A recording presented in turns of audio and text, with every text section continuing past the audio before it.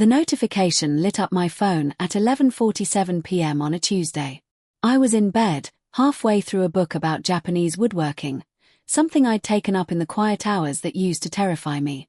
3 years ago, those hours belonged to arguments, tears, and the slow death of something I'd believed was forever. Her name, Elena. Please. We need to talk. It's urgent. I stared at the screen, my heart doing that old familiar lurch before settling back into its steady rhythm. 3 years. In that time, I'd moved across the city, changed jobs, learned to cook more than pasta, and discovered I actually enjoyed my own company. I'd dated a few people, nothing serious, but enough to know I was capable of connection again. Elena and I had been together for 8 years, married for 5.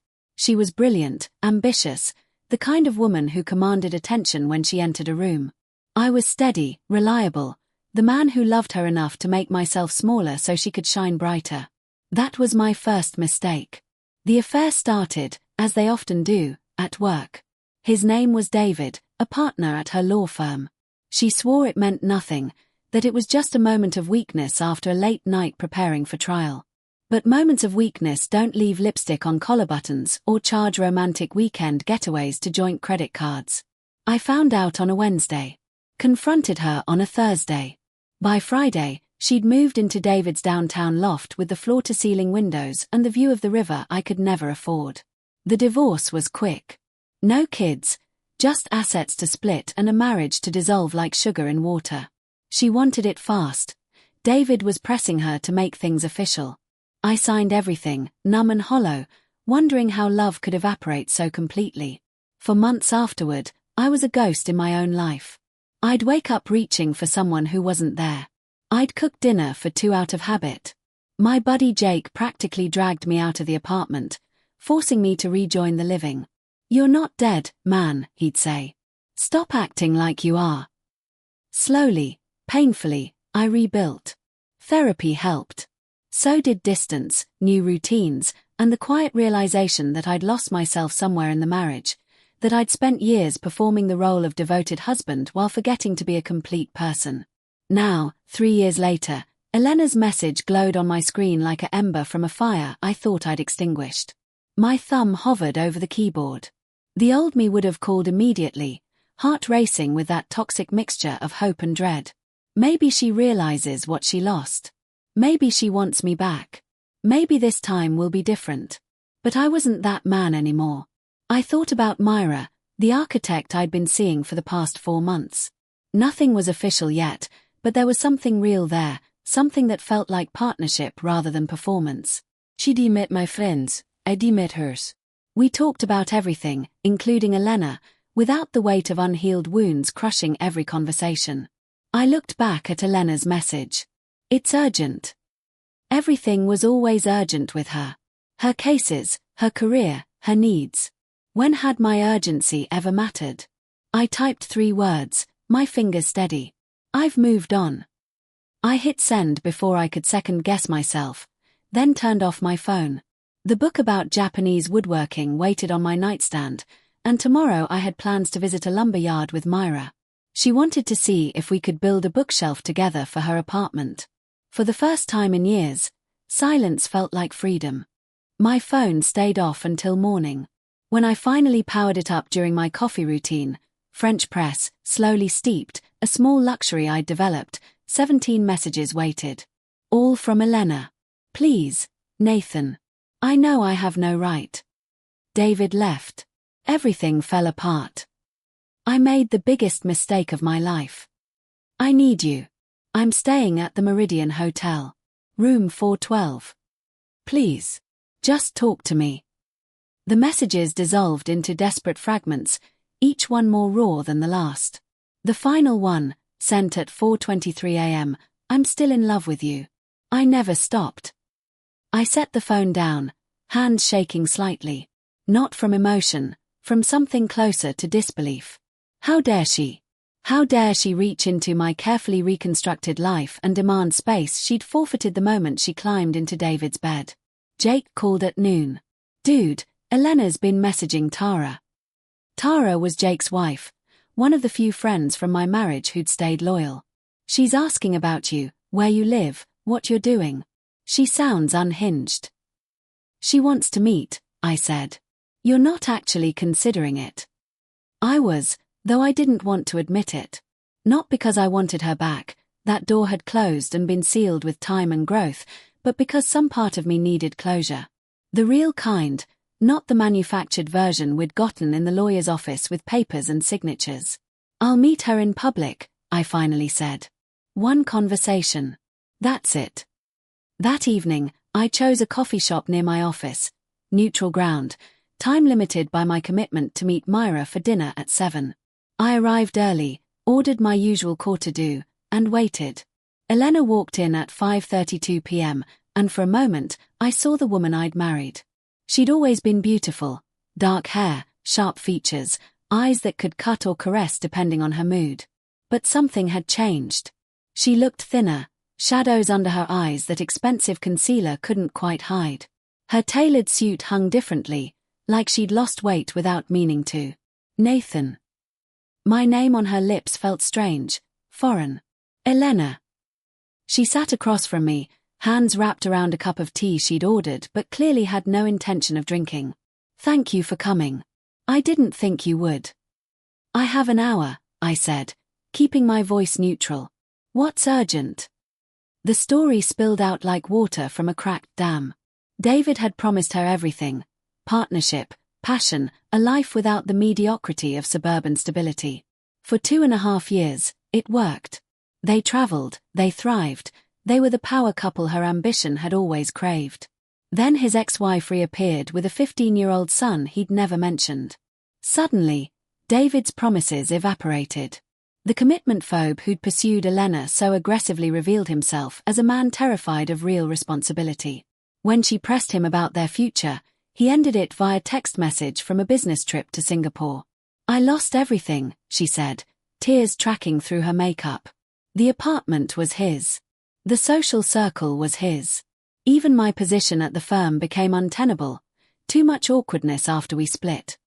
I'm sorry that happened to you, I said, and meant it. Not because I wanted her back, but because schadenfreude had never been my style. But why contact me? Because you were the only real thing I ever had. Her hand reached across the table toward mine. Because I realize now what I threw away. We were good together, Nathan. We could be again. I looked at her hand, perfectly manicured, suspended in space between us. 3 years ago, I would have taken it. I would have pulled her close and promised to fix everything, to be enough this time. Instead, I pulled my hand back and checked my watch. 6:15 p.m. We weren't good together, Elena. I was good to you. There's a difference. Elena's face crumpled at my words, and for a moment I felt the old instinct rise up, the urge to comfort, to soften, to make myself smaller so her pain wouldn't feel so large. But I stayed still. That's not fair, she said, voice breaking. We had 8 years together. You can't reduce that to. To what? The truth. I leaned forward slightly. Elena, I spent our entire marriage trying to be whatever version of myself you needed that day. When you wanted ambition, I worked late. When you wanted domesticity, I cooked and cleaned. When you wanted space, I made myself invisible. I never asked what I needed because I was terrified that the real me wouldn't be enough. You never told me you felt that way. I didn't know how. I didn't even realize it until after you left. I took a sip of my coffee, now cold.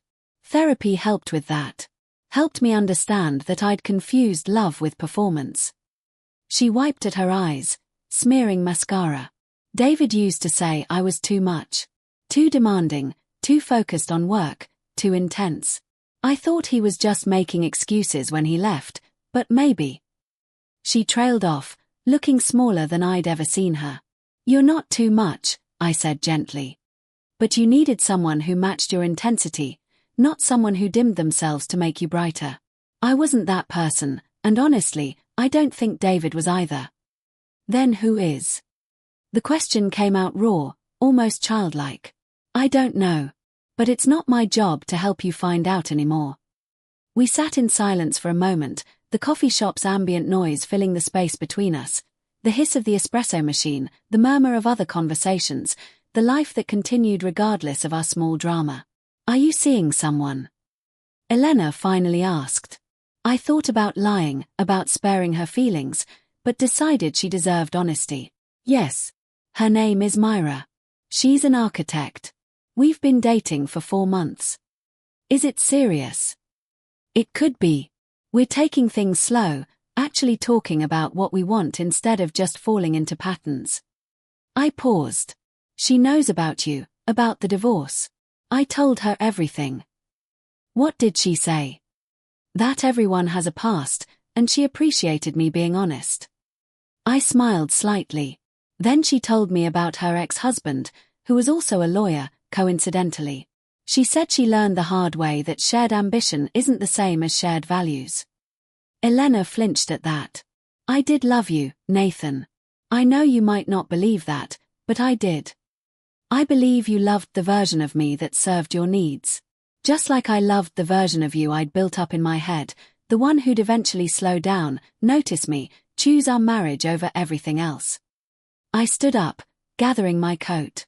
But neither of those people were real. We were performing for each other, and performances always end. So that's it.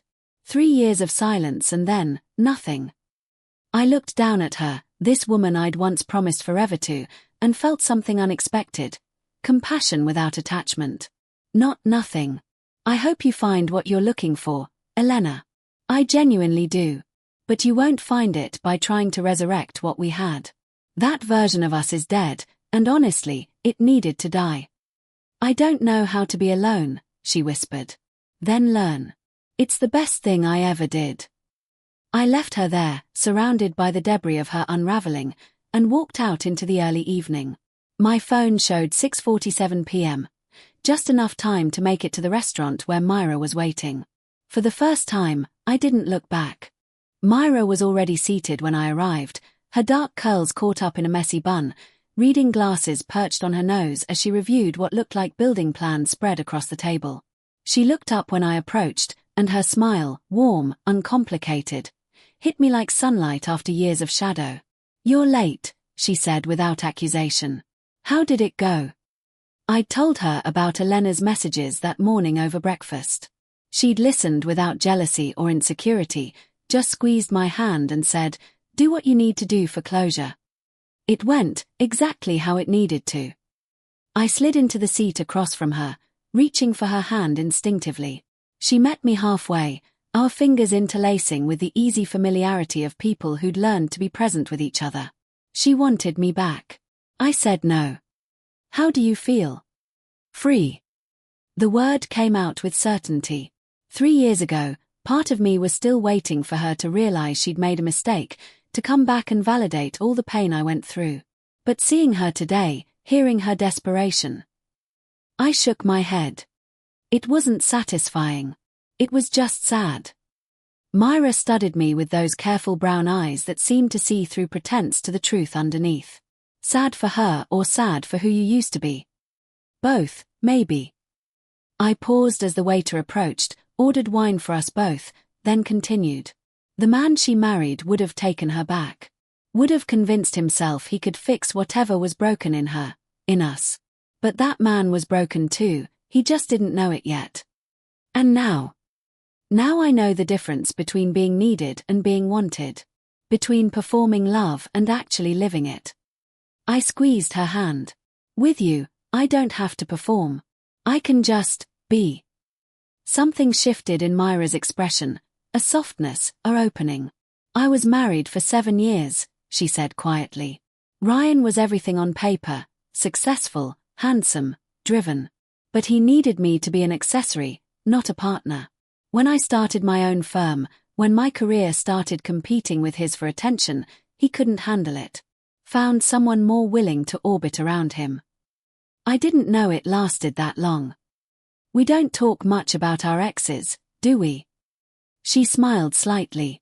Maybe because we both know the past can poison the present if you let it. Elena said she's still in love with me. Myra didn't flinch. What did you say? That she's in love with an idea of me that never really existed. That we were both performing roles instead of being real people. I leaned forward. But you asked me how I feel, and I realized something tonight. I haven't thought about Elena in months. Not really. When she messaged, it was like hearing from a character in a book I read years ago. Important to the plot, but not part of my current story. And what is your current story? I looked at her, really looked. At the paint stain on her sleeve from a weekend project. At the laugh lines around her eyes. At the way she sat in her own skin with comfort and confidence. No apology for taking up space. One where I get to be whole, I said. Where I'm with someone who sees me as I am and doesn't need me to be anything else. Nathan. She said my name like a prayer.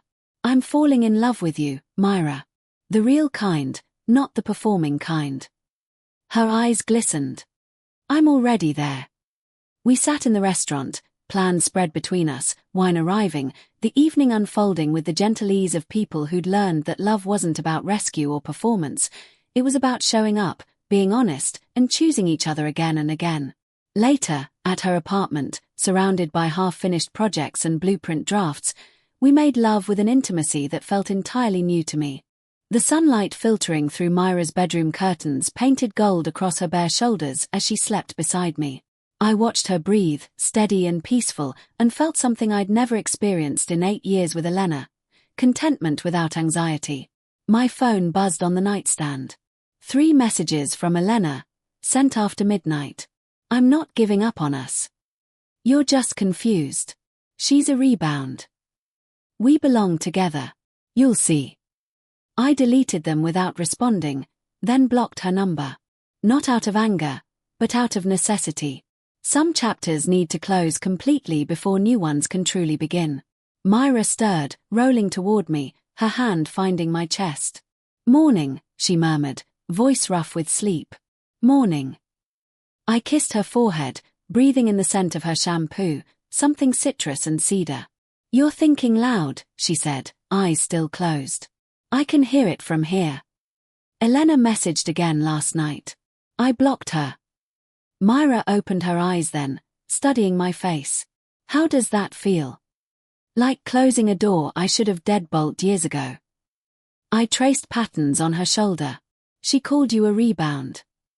Technically, she's not wrong about the timeline.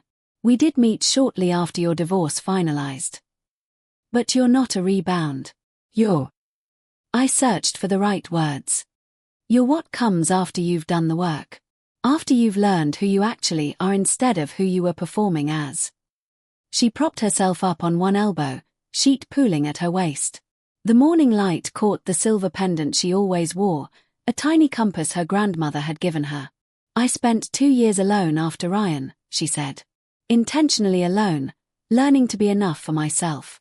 Best decision I ever made. Is that advice? It's context. She smiled. I'm not afraid of your past, Nathan, because I did the same work you did. I know the difference between someone running from something and someone running toward something. And which am I? You're building a life instead of filling a void. There's a difference. She kissed me softly, then more deeply, her body pressing against mine with deliberate intention. We made love slowly in the morning light, unhurried and present. With Elena, sex had often felt performative.